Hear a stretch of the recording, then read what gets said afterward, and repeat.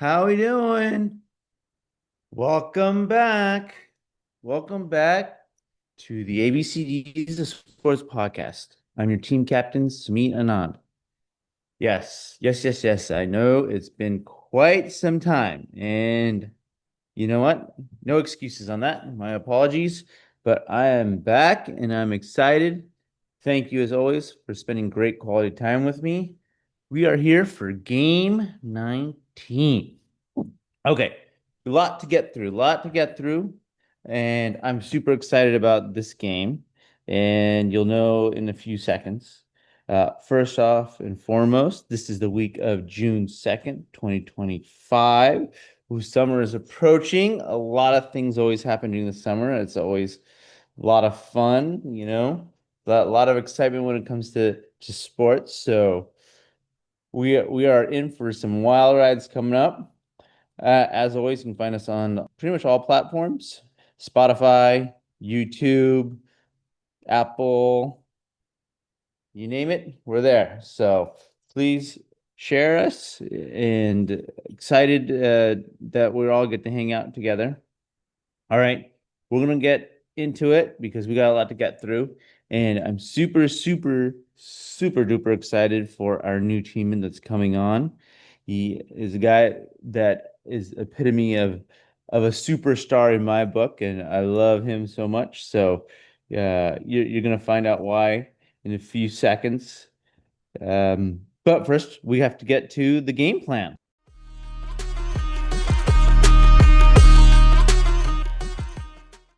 All right, time for the game plan. As always, we start with our magic number. The magic number this game is number 19. That belongs to Mr. Johnny Unitas. Of course, referencing Mike Greenberg's book, Got Your Number. Mr. Johnny Unitas, football icon.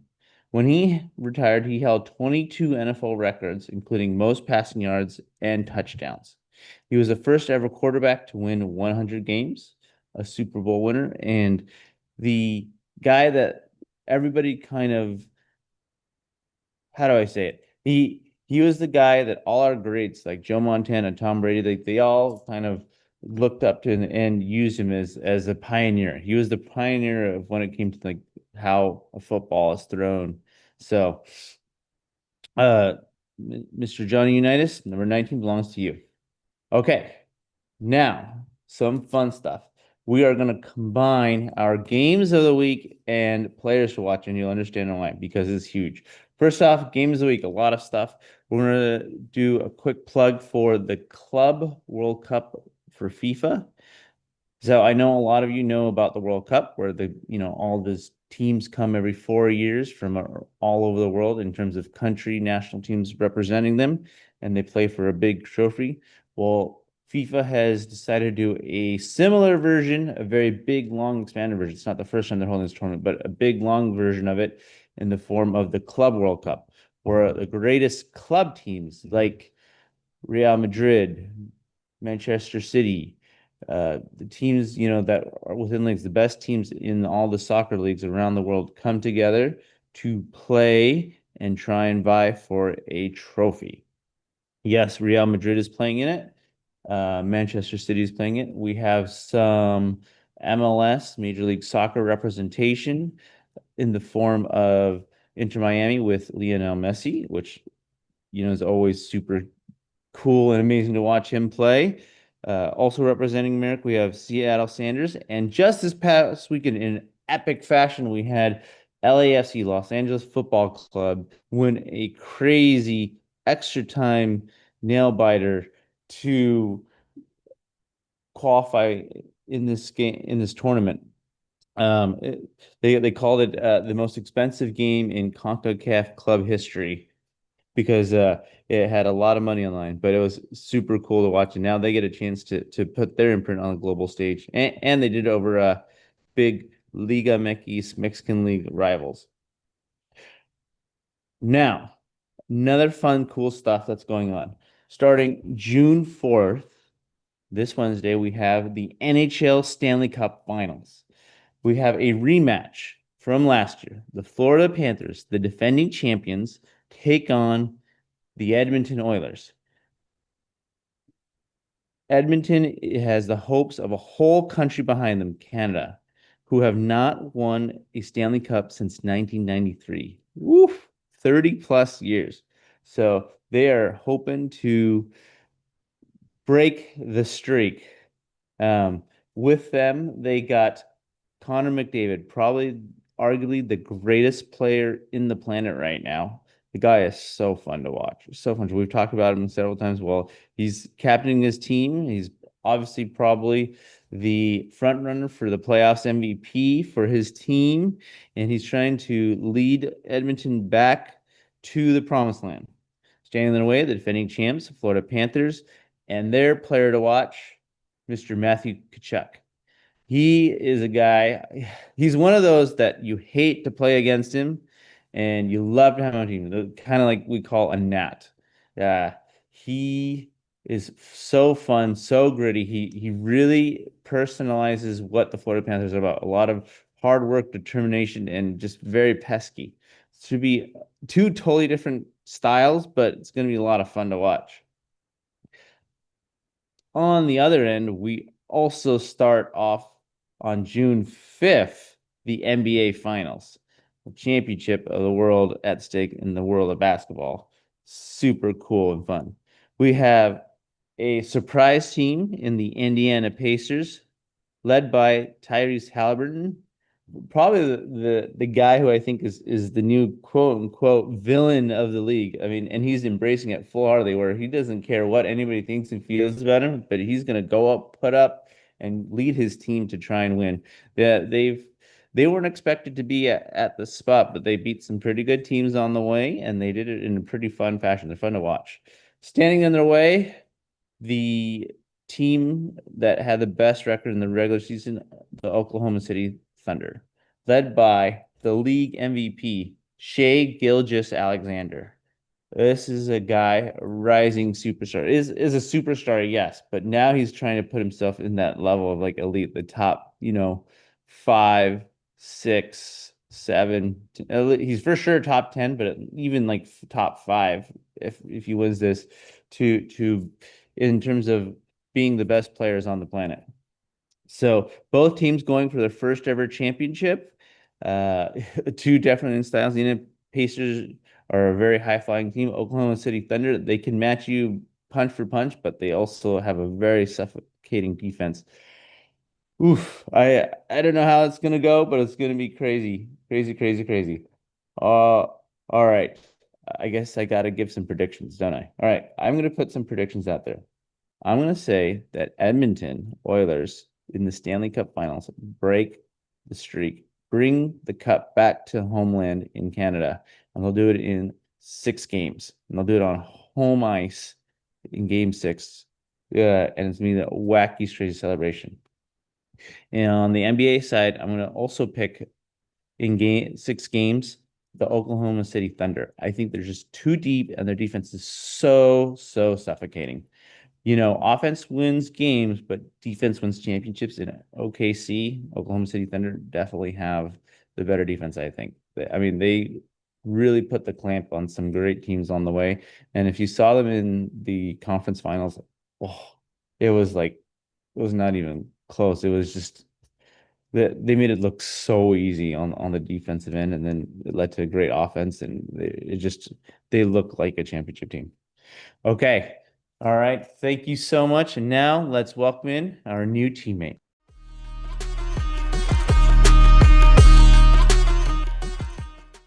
Hey there, team. All right. We are here with our new teammate by popular demand. I mean, I have no idea. I can't count how many times people have been proning for this guy to come on. So I'm super excited. And I'm glad he's finally coming on too. Definitely this podcast would not be complete without him. My brother-in-law, Mohkam. Thank you for coming. Yeah, well, thank you for that introduction. It definitely feels nice having a little bit of celebrity status, being somebody who has been hotly requested on the pod. So I appreciate this opportunity and thank you for the invitation. Oh, no, that you've been Well, I have to say this, you've been a big support from day one. Like you've been super enthusiastic once I even pitched it and so you've been a big help and support and pushed it. And so I knew I wanted you. It just I just I wanted to make sure it was the right time and I felt like now I finally get it because I can you had a lot going on. I mean, you've matched your residency, you've what do you call it, got married, you know, and now we're getting ready to move on, graduate actually, right? In a week or so. And then you'll be moving on to the big time and you'll be fully out as Dr. Mohkam Singh. That pretty cool, dude. So congrats on that first off. Yeah, thank you. And I give a shout out to everybody else who's been on the podcast.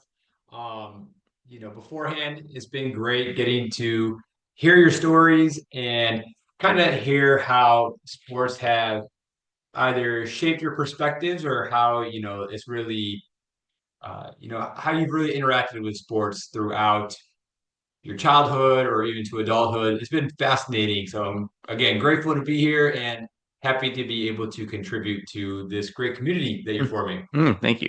Thank you. And I have to say this, teammates, that Mokes is if you ever need somebody to got your back and like support you and help you out, Mokes is definitely a dude. Quick story on that one. In 2017, when I was kind of going through let's just say for now, a sports crisis. And Mokes was here with us. We had just recently moved, and Nahal had just been born, and San Diego was trying to, in the midst of trying to get a MLS team, or was in the bid for it, which failed. But that's a long story, and luckily San Diego now has one. But at that time, they were trying to propose one called Soccer City, and I was having one of those moments like I need to put all my money, like everything behind this, and Mokes is like, "Don't worry, we got this. I got your back." And to the point that he accompanied on these weird like marches and parades down like downtown and like restaurants. And then luckily for that though, it ended up with a cool meetup and photo with Landon Donovan, US soccer great. But Mokes was there with me the whole time and he's like, "Don't worry, we got it, we'll do it." Well, no, I was like, "You're crazy, just sit home." I mean, I appreciate the fact that, from that, like all of the chants and things like that, I'm like familiar with them. So the same chants that you have at the SDFC games now are the chants that people had back then. And so it's just kind of fun to be like, wow, looking back at those years, I didn't even realize how long ago that was. Almost a decade ago now. So eight Yeah, years and like the yeah. hall was born, so Yeah. But then, Samit was gracious enough to take me and the guys, Nahal and Nirvan, his kids, to the first SDFC home game. And it was kind of like this moment of like, wow, all this hard work that we put into it. And by we, I mean like Samit and everybody else. I was just kind of there. I didn't really put in any work. Just kind of went there for the vibes and having fun. But it was a sense of like, wow, this is actually happening. And that was pretty great to be able to be involved in that. So thank you for getting me involved in that. And honestly, I probably wouldn't have known anything about MLS soccer if it wasn't for Smeed. So, and now Hall as well. So, appreciate that. oh no, thank you. So Mokes, what's your favorite sport? Why don't you take a guess? Football. Yeah, Yeah. football is definitely my favorite sport. I'd say basketball is a close second, but I definitely have a greater relationship with football. Ah, excellent. And do you have a favorite team or athlete? Because we have a debate about this all the time on the Uh, Cousins thing about who is your favorite team and athlete. But you're gonna have to pick one for us today. yeah, so I considered just not even talking about football this, and now it's going to be put out to the public. But I mean, my favorite team is definitely a mix between the Baltimore Ravens and the Detroit Lions. You can't have the mix, man. This one. Come on. I've decided, and we've discussed it before, where as of right now, I'm a 50.5% Detroit Lions just because we haven't been to a Super Bowl. I mean, we haven't won a Super Bowl. We haven't been to Super Bowl in a very long time. Whereas, the Ravens in their short history, and in my lifetime, have, won two Super Bowls. But the dream is that the Ravens and the Lions will be in the Super Bowl together. 2 years running, I thought that was going to happen. 2 years running, my heart has been broken. 2 years running, I have not had the opportunity to wear both a Lions and a Ravens jersey at the same time to a game. and hopefully that changes next year. Well, if when they do, are you gonna wear one of those splits? They- I thought about getting those one that you see like a mom Yeah, wear, like yeah, yeah. two kids who are playing on two different teams. I consider doing that. Or like, yeah, I have no idea. If that happens, I'll figure it out. But as of right now, just based on the fact that the Lions have not won a Super Bowl, I'm a 50.5% to 49.5 Detroit Lions. And to the guys in Baltimore, this is not meant to be a diss on the Ravens because I love the Ravens. You know I love the Ravens. But there's something about that Detroit pride and really wanting to win something. And everything they've done with the organization over the last couple of years. Dan Campbell, he's been crushing it. I really appreciate the effort that the entire organization's put. They really turned that team around. So yeah, yeah. So you asked me favorite player. Um, Ironically, my favorite player of any sport of all time was Allen Iverson, which he's a basketball player. I told you basketball was my number two. I think football, it was always exciting when I was younger to watch Calvin Johnson play. Just as a Lions fan, not a lot was going on. And then, they got Matt Stafford, and for a little while, it was always like, wow, like our offense is so explosive, but that was literally it. So no matter like I remember the first Lions game I ever went to with my dad. I think it was my dad, Saab, who was on this podcast before, my cousin, and Saab's dad. We this Lions game. I think it was the four of us went to this Lions game, and that was a season where the Lions. I don't remember what season it was, but they started off like 5-0 or 6-0, and that was the first game they lost, and they ended up going 7-9 for the rest of the season. Mm, Yeah, because back then it was like 16 games. yeah. And so that's just kind of how it is being a Lions fan, and so we've evolved. And but yeah, I mean Calvin Johnson, the Lions jersey that I rock, actually purchased for me as a birthday gift a few years ago by you and my sister Ummer, your wife. So thank you guys for that. But I also, again, shout out to the Ravens in our during my proposal to Deandra during the engagement, we were both wearing Lamar Jackson jerseys. Uh, so yeah, so that's the thing because Rick was supposed to get her a Amon-Ra jersey, which he did now. She has an Amon-Ra jersey now, but at that time we both had Lamar Jackson Yeah. jerseys. So, So right. So definitely a lot of special moments with both franchises, yeah, and that and monumental. So how does it feel? How did it feel this past draft that happened just last week that you guys were picking actually on the bottom end of the first round? yeah, It's weird. yeah. So it's fascinating as a Lions fan to see that. I will be honest, we were, house hunting in Tucson and kind of relaxing. So I didn't pay too much attention to the draft other than, checking the ESPN app every once in a while. And, of the 300 text messages that were in the chat with all the guys, all of our cousins, we have a group chat and periodically I will look at it, but I always look at it when there's already been 100 messages. So I just try to scroll through them and look at the memes. But yeah, I mean, picking later on, it was kind of like, wow, the Lions are at this position where, we are the contender. So, you know what? We just have to pick up some guys who are just going to help, kind of, we're not really trying to pick up anybody to build the team around. We're Mhm. picking up people to add to this arsenal of an amazing team already. Mhm. So that's kind of the feeling. Yeah, don't ask me any questions about who got drafted when. I can't tell you. Yeah, I know that the whole drama with his name Shadeur Sanders or yeah, whatever. yeah. But the only reason I know about that drama is because the media can't stop talking about Yeah, it. that's true. And yeah, They've gone crazy with that one. So, yeah. but you were right the first time. The Lions have never been in the Super Bowl. Okay, they have never been to the Super They've never Bowl. been in the Super Bowl, so Okay, it's a good, good. big, big thing. So this Yeah, country is gonna go crazy yeah. I think when when that the happens. Lions won the last like it was before the NFL, whenever Yeah. they were in the AFL, they won like the last championship, Yep. and then the curse of Bobby, what was Oh, the great one. I know what you're talking uh, about. Oh, we're gonna have to look that up and fact check that one. Yeah. yeah, we had that curse, Yeah. right? We Yeah. lost the There's curse for the longest time. The mm, curse is now since then I think it has expired. Hmm. and so we are bound to be a championship team soon. Um, Okay. yeah, yeah. Well, thank you for clarifying that. No, no. You're the one who got it right the first time, so that way. Now you've had a lot of jerseys and you've worn a lot of different jerseys, but what's your favorite jersey number overall? Yeah, so kind of going back to ironically, while football might be my favorite sport, basketball.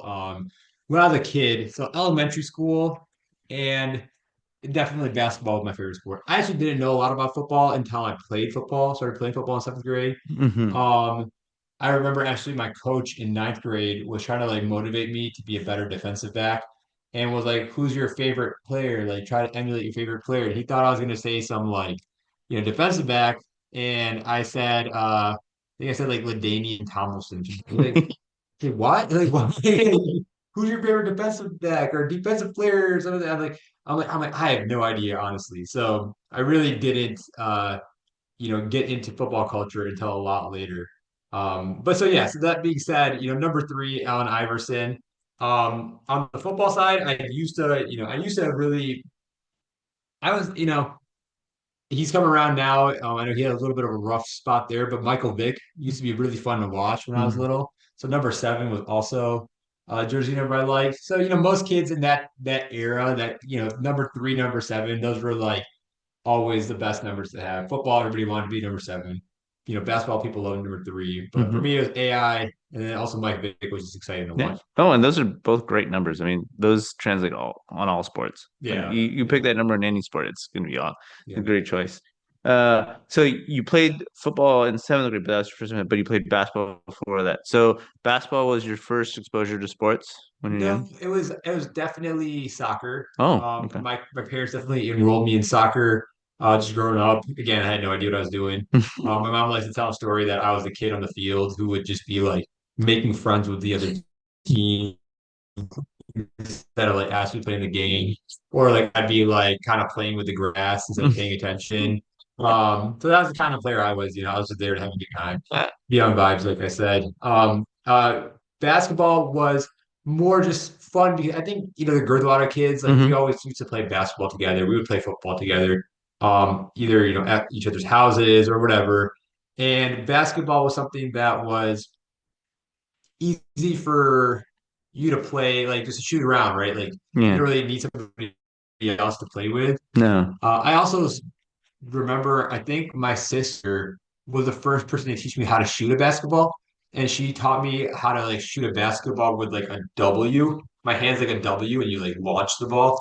And so for a little while, that's how I would play basketball until I realized that there's like a completely different way you're supposed to I hold a know ball. that. But at that time, my sister was 6 years older than me, and I was probably in like kindergarten. Like, oh well, she knows everything, so I'll just listen to her. Wow, that's incredible. So Umar was first person to teach you something about playing basketball and sports.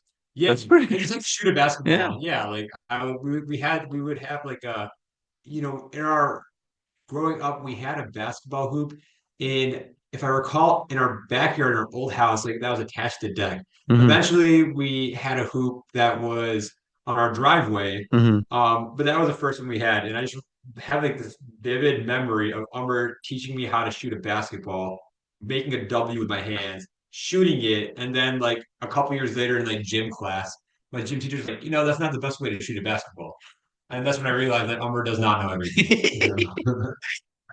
At least she tried. I give her credit for that one. Give her Yeah. that way.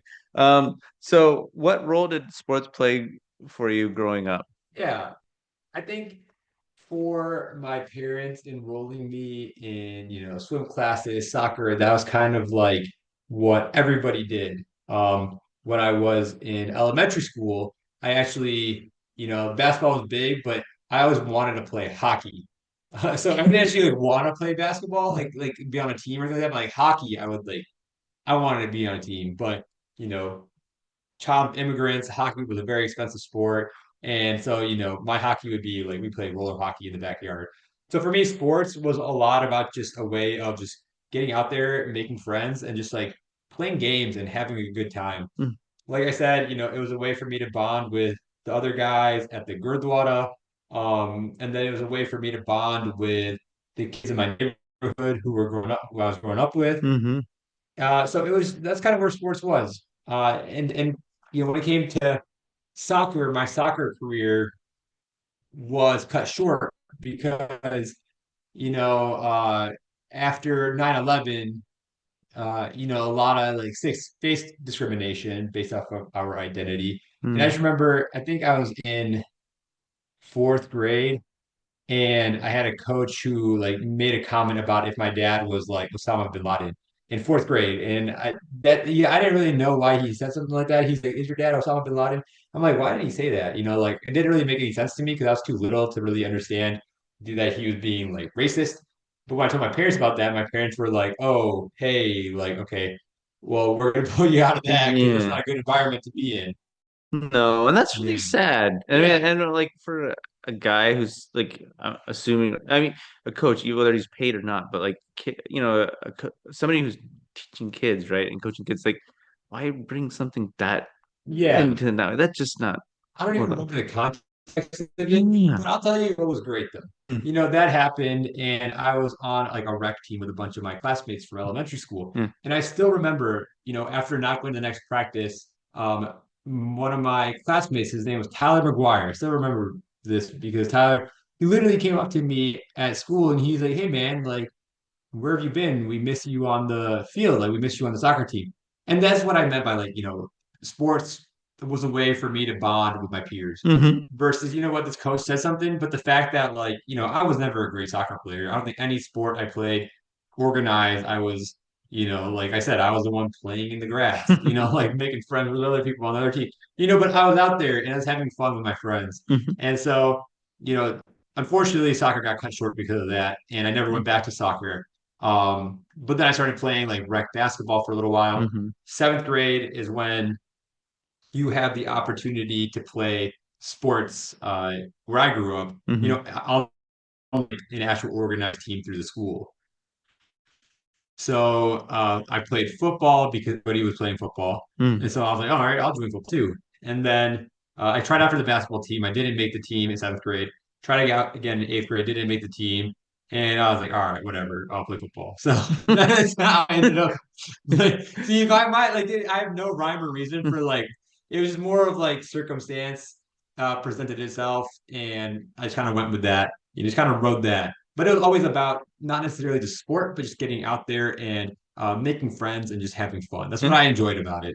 Yeah, That's what it's about. So that's pretty cool. yeah, And if I recall, during high school, because you played defensive end, you lined up against Eric Fisher, offense, who's became first round pick for Kansas City Chiefs and yeah. Super Bowl winner and All Pro, right? If I Yeah, know that. pretty much was so it was actually it was his I was a third string behind him Oh, as a left tackle. okay. So my junior year of high school, Hmm. so I played defense from seventh grade until 10th grade. Yeah. And then for some reason in 11th grade, I had this bright idea that instead of playing defense, let me just play offensive line. Like so stupid. Literally have never played offensive line, had no idea what I was doing.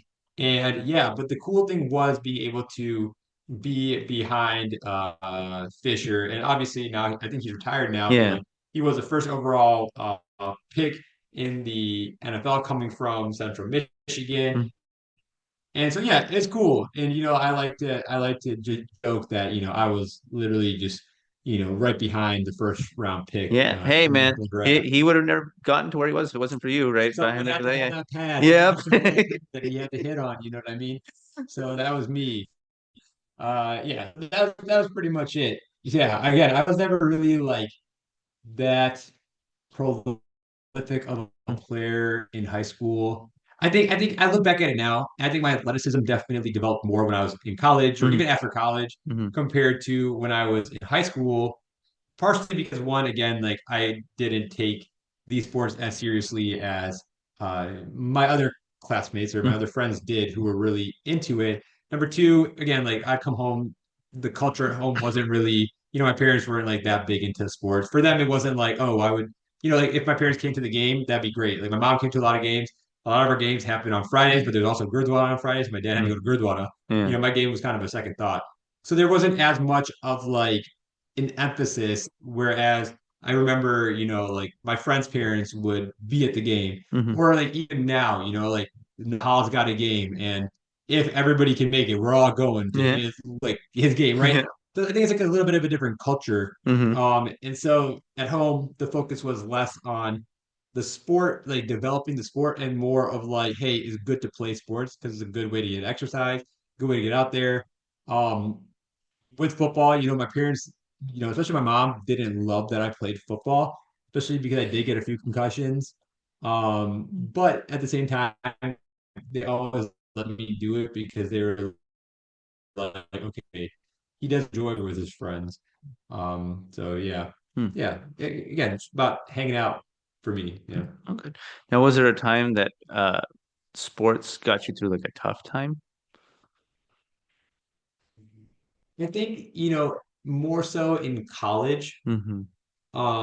where it was, I think up until we talk about like development and when you're growing up and up until you're like 14 years old, Hmm. you just kind of like for most people between 12 and 14 for girls earlier, but for guys a little bit later, you're just kind of like you show up and it's like, okay, this is what I'm doing now. Oh, coach told me to do this. I'm gonna do it. Yeah. Oh, my parents told me to do this. I'm gonna go do that.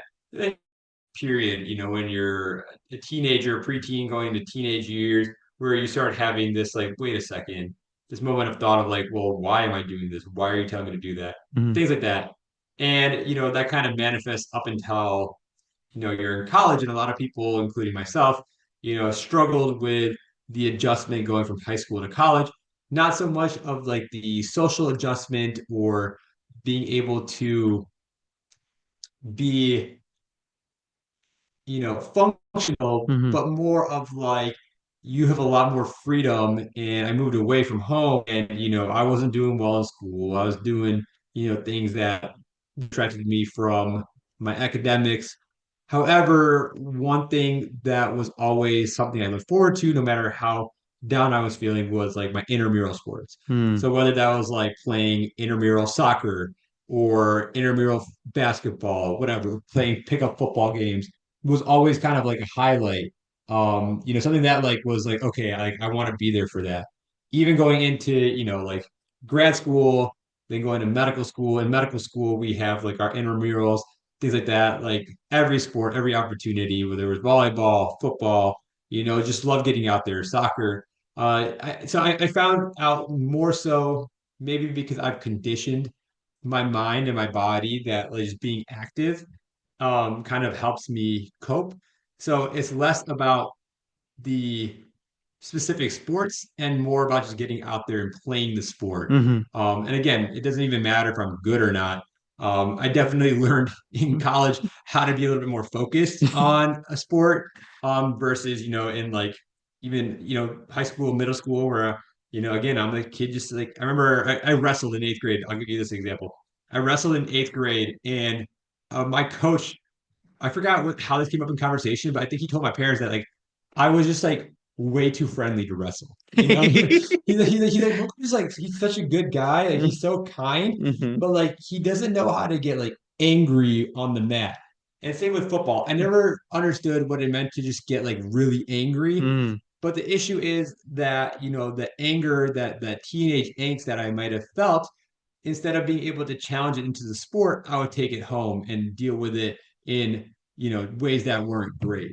So I would say that in college is where I learned to kind of what it meant to be able to take this negative feeling and be able to use that to excel at something physical, whether it's lifting or running, things like that. Like if I'm feeling really heated or really stressed out, if I can go for a run, I can run it off.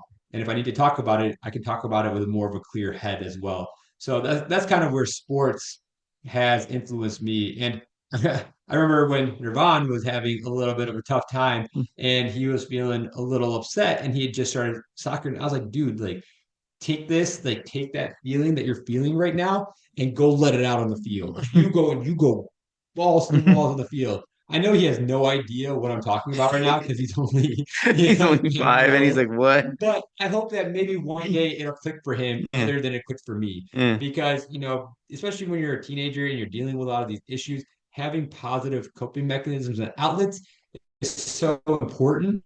And when you're in that age range, you don't really know who you can talk to about these issues or really what you're really, even experiencing. So, Mhm. so having sports, having some sort of physical outlet is always great for that. And I'm grateful to have been able to play sports my entire life.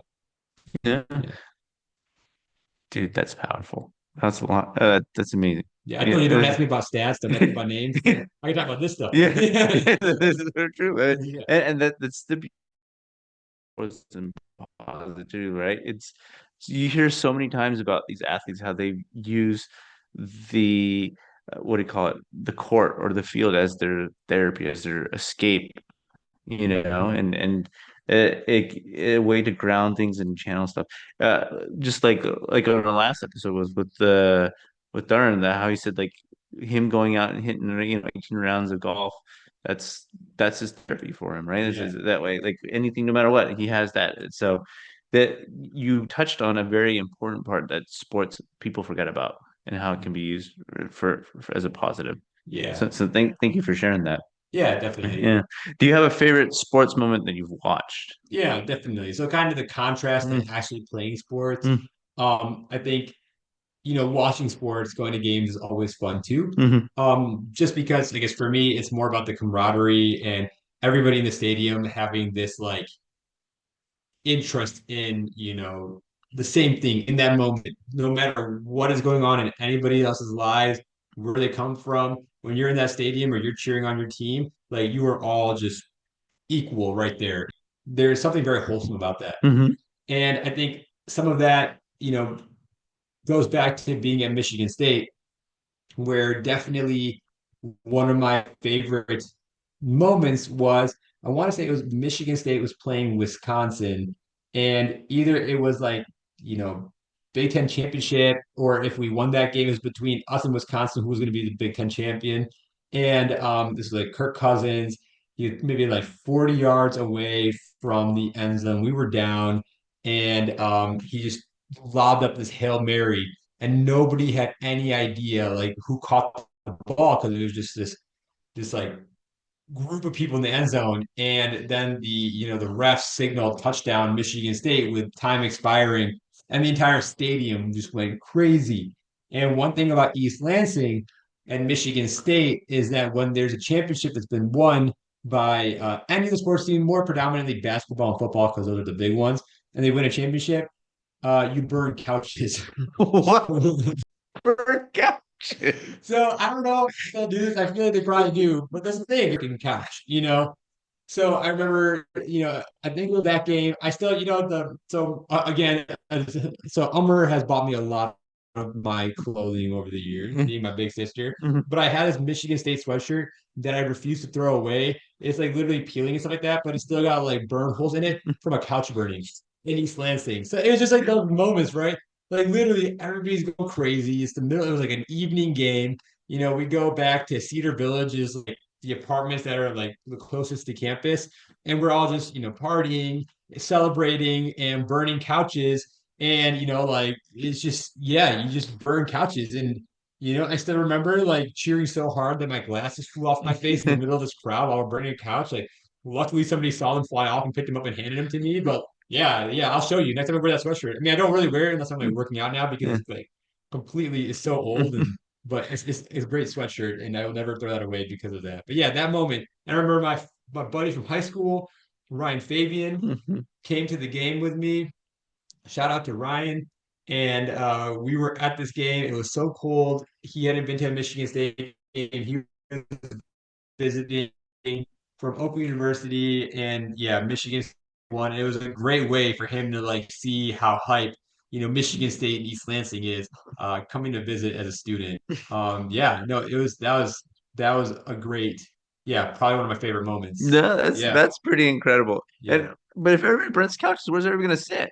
Thing, right? Like the couches that you burn are going to be couches that are good to burn, right? So Okay. you're not going to take out your new couch. You're going to grab one of the old couches that somebody left at that apartment before you, or maybe that belonged to the Cedar Village property, Yeah. and you burn it. Or that's usually at Cedar Village couch burnings. Couch burnings would also happen at like frat houses and things Mhm. like that. So yeah, I mean, a lot of really controlled, happy violence. I think sports are known for that. We talk Yeah, about the Philadelphia Eagles and yeah. how Philly just burns every time any of their teams do anything. Hmm. So luckily we don't burn the city, we just burn couches. That's awesome. If which athlete would you trade roles with? Which athlete would I trade roles with? Hmm, it's tough. I mean, I feel like somebody who is influential beyond basketball or sports, but I said basketball, I'm thinking LeBron, Uh-huh. obviously. Hmm. I think he's somebody who has been able to be a spokesperson for his community, being like a black athlete from Ohio and really shining and being the best, but being very humble. I hate LeBron. Let me just get this straight.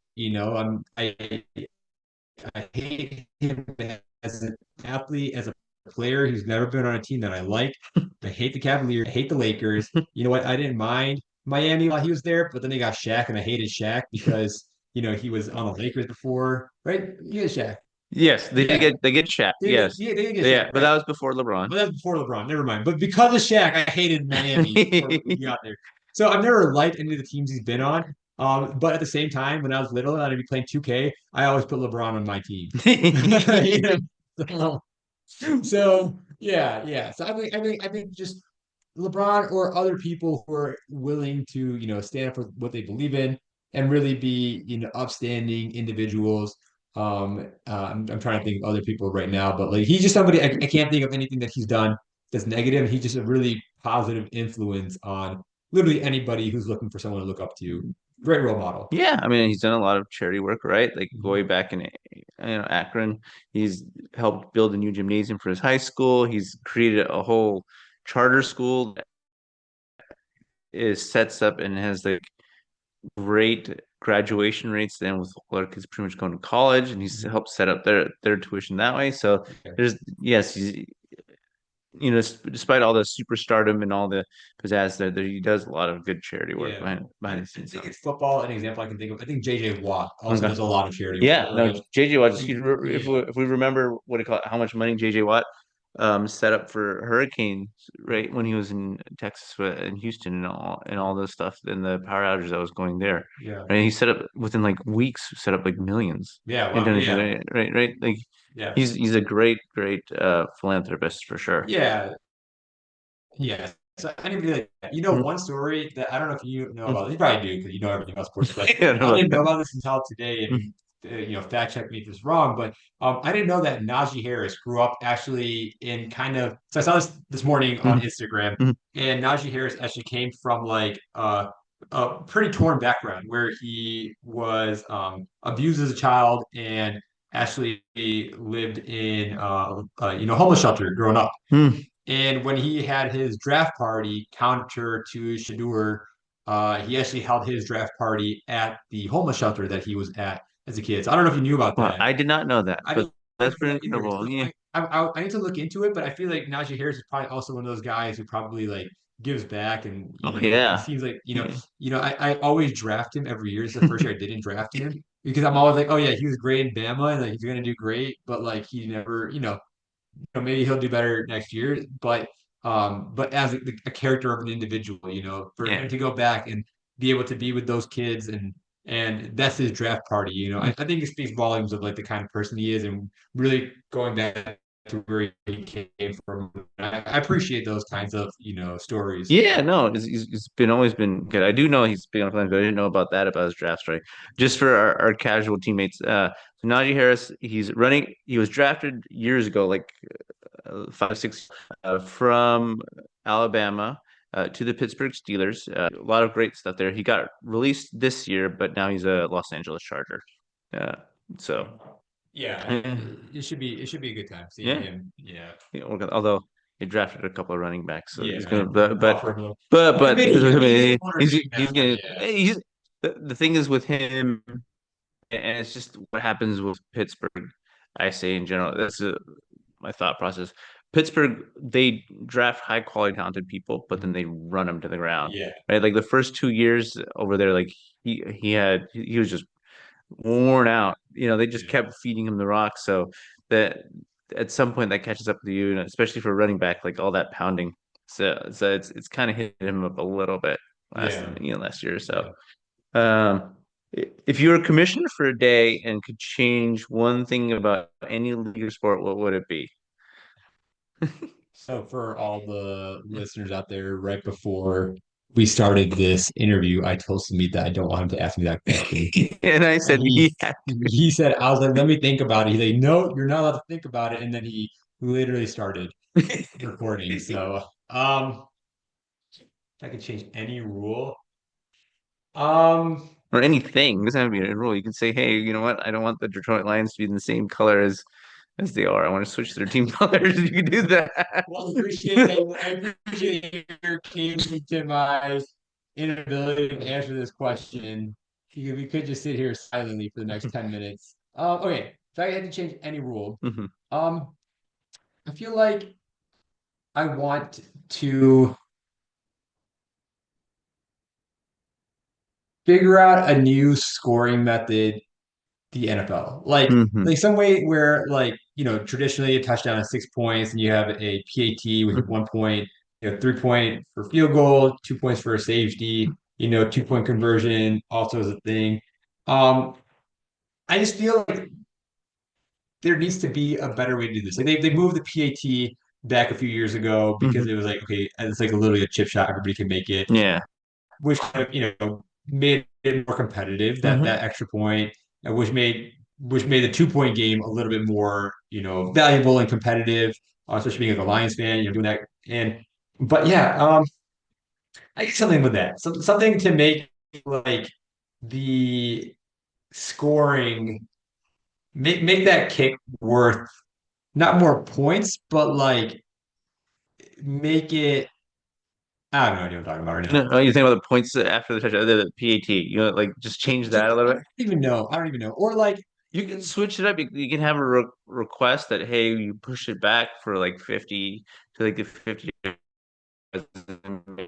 worth like 5 points or something like that. yeah, but like 50 yard. Yeah, something like that where it's Yeah. like okay, like a PAT, okay, is 1 point, Hmm. or like you can go for like a crazy field goal, Yeah. and that could be worth like 2 points, but then it devalues the 2 point conversion. See, that's what I'm saying. Like, I don't, man, these rules. I'm not a big rule guy overall. So, Okay. you know, Fair enough. But all right, let's just say you're going to think of a way to change the scoring in NFL so that even the point after the touchdown is even more fun. Like whatever play happens sure, it that way. Let's fine. let's go We'll with go that. with that. We'll go with I that. still shouldn't have asked me that question. I value your opinion. I know you have good ideas, so might as well just like that. Is there a sporting event that you're looking forward to? Sporting event I'm looking forward to. I'm actually moving to Tucson, which is the home of the University of Arizona. I'm actually looking forward to an opportunity to watch like a Michigan State versus Arizona game, and take Dion to that. So one thing that's been kind of a tradition, ironically, for DeAndre's birthday, we always go to a football game. How did that come about? Because her birthday's during football season. And it was like, it comes around time Thanksgiving. Hmm. And so when I was in Alabama, she would visit.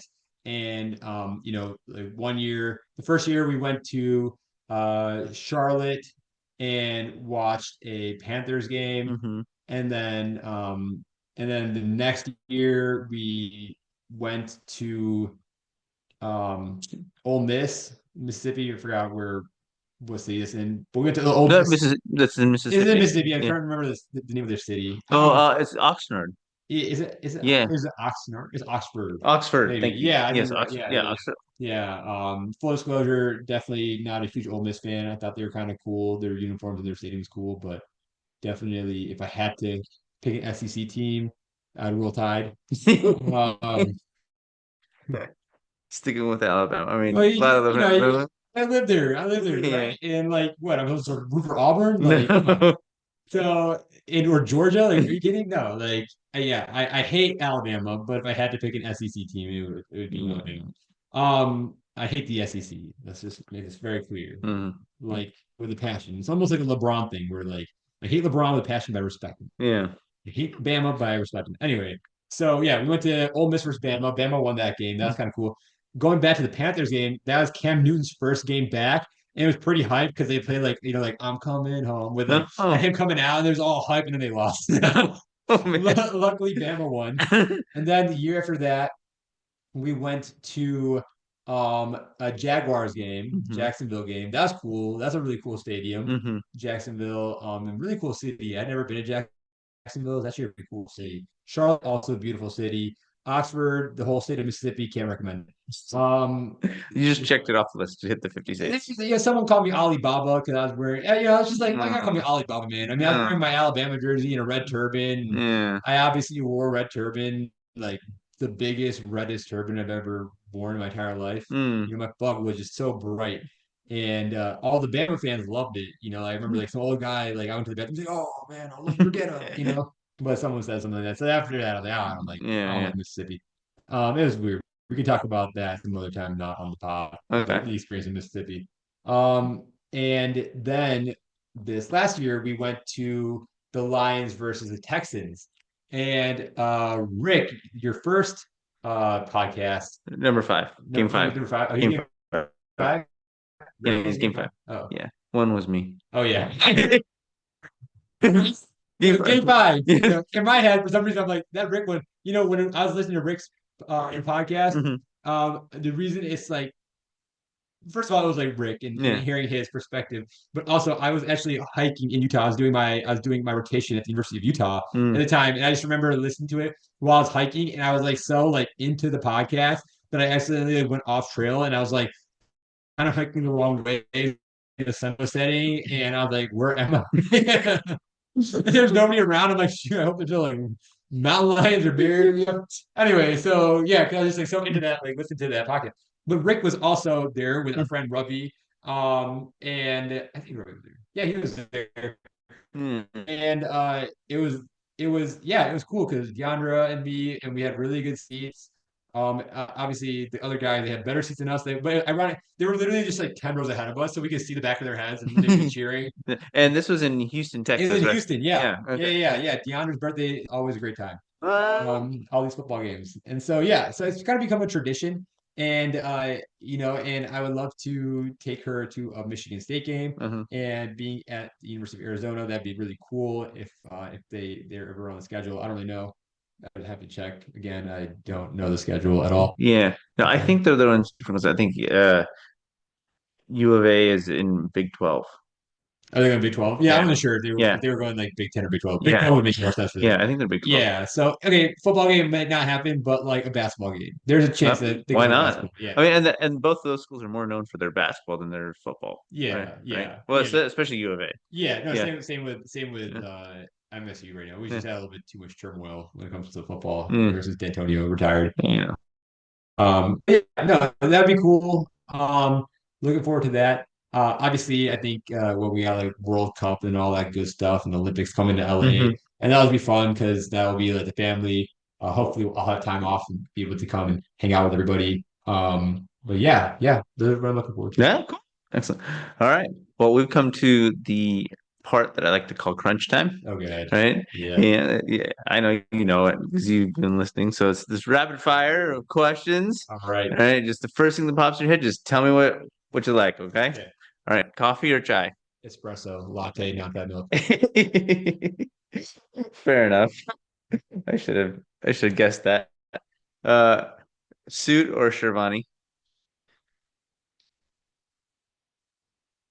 I guess a suit. Yeah, suit, Yeah. especially after the I don't wedding. know. Yeah, that's why I think about it because I kind of liked wearing the Shervani, and I got Mhm. more compliments on my Shervani than I did Yeah, you the did. suit. Yeah, I So mean, you looked really, really dapper yeah, in Shervani. yeah, I'm gonna go middle of the road Yeah. and say the coat that I wore during the Sangeet, which was like a dinner coat, but like Indian style. That Yeah, was really cute. that was what we call Indo-Western. Yeah, Yeah, you were so, Indo-Western so there. I'm gonna go Indo-Western right down the middle. Indo-Western. Yeah. I should have guessed that one. You know what? You get the honeymoon pass for that. Cool. All right. Taylor Swift or Diljit Dosanjh? Kendrick Lamar. Come on, Diljit Happy. Yeah, good. I mean, we could have done hip hop and Bangladesh. That's a question later. So we I got got a good answer for that one too. yes, fine. Hip hop on that one. No, no, no, No, no. what? Then what? Hip hop or punk rock? Deep house. Deep house. What is deep house? House music. Okay. All right, maybe progressive house. Okay, Okay. come on. Come on, some need to introduce you to some new music. Yeah, I guess so. Yeah. Makes anything's better than the Sonic the Hedgehog that your mom's playing right now every day at school. Wait, ice cream or Kulfi? Gelato. It's a lot of. I can't use any of this in our stats, right? Okay, fine, Okay, fine, good. fine. I'll say ice cream. Ice cream. Fine. Statue of Liberty or Taj Mahal? Fine. Statue of Liberty. What were you gonna say? Like Eiffel Tower? I wasn't sure on that one. Christmas or the You know what I was gonna say? I was gonna say her mother's at the Golden Temple. Oh, okay. Yeah, Right. that's what I was gonna say, but fine for your stats. That's Okay, I'll give you my actual answer and then your stat answer. fine. That's good. All right. I'll take that. Okay. Diwali. Saki. All right. For your stat, I don't know. I guess Christmas because the kids get really excited about opening gifts and yeah. Fair enough. Okay. All right. So you've moved to Tucson. All right. Yeah. And what do you call it? Allen Iverson knocks on your door. He says, Okay. "Hey, I'm here for dinner." All Yeah. right. What are you feeding him, or where are you taking him for dinner? Well, we're in Tucson, Uh, so we're definitely gonna take him to some southwestern cuisine. Okay.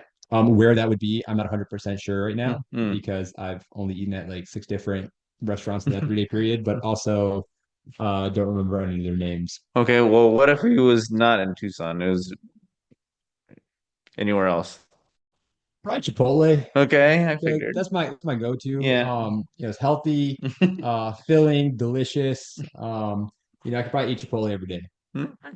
Shout out to Chipotle. You should sponsor me, pay for my medical school loans. Not a bad idea. Yeah. That way. Uh, let's see. Have you watched DDLJ? The Nilay Jenge? I mean, a long time ago, Long yeah. ago. Did you? All right, that or Titanic? Border. Border, the movie Border. Yeah. That's your sister. She said that same thing. Did she? Something like that. Yeah. Oh shoot. Okay, then Uh, Lagan. Lagan. Or at least you picked a sports movie. Yeah. Yeah. Yeah, I did. Lagan. Favorite sports movie? Um, I used to okay, can I say Drumline? Yeah. Because I used to This is fun. really like Drumline when I was little. I just thought it was like a cool movie. I don't know why. Okay. And like which is weird because I wasn't in band, but I always thought that if I was to have been a see, here's the thing. I played sports because I was like, yeah, let's do it. Let's play sports. But part of me wishes I would have just been like, you know what? I want to be at the drum line because it's just so cool. Like watch the drum line do their thing. Yeah. So if I had to pick a sports movie, drum line. Hey, they have a lot of sports. They have a lot of sports concepts in there, right? Work as a team, Yeah.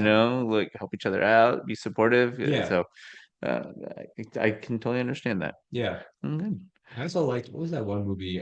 Bend It Like Beckham. Ah, As a yes. kid, as a Yeah. kid. That was cool because like that was the first time I saw like a Serdar on like like a big screen and I'm like, oh, it's about people, Yeah. No, Yeah. that's classic. That That's was an good. evergreen one. You can watch that any point at any time, Yeah. and you can appreciate that movie. Yeah. And Yeah. So that's a time in my life where again I would my I would, what I was watching and listening to was pretty dictated by Ummer. So it was like Bend It Like Beckham, Britney Spears. yeah.